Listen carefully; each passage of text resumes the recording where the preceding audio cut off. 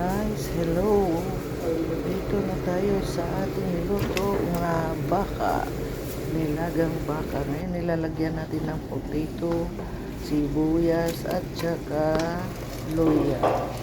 Ano na guys, ang atong ipaniudto karon sabaw na baka.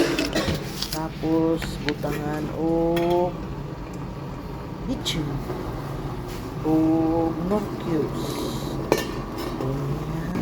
Taon-taoran para mahumok ang patatas. Pagkahumok sa patatas, ilunod na nato ang kanang namatay giandam nga batong.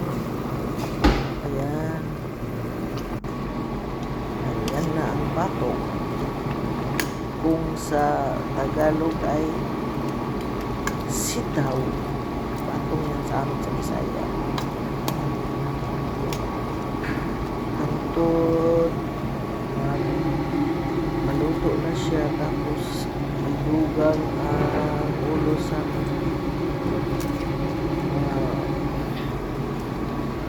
pichay,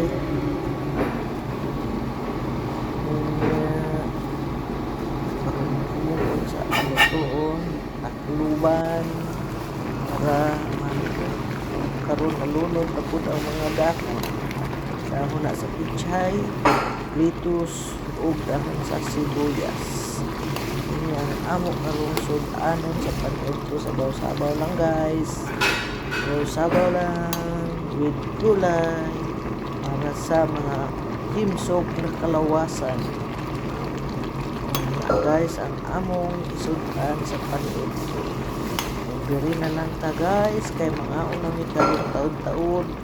Pag naluto na siya, totally busog na napod ang among mga tiyan. Ayan guys.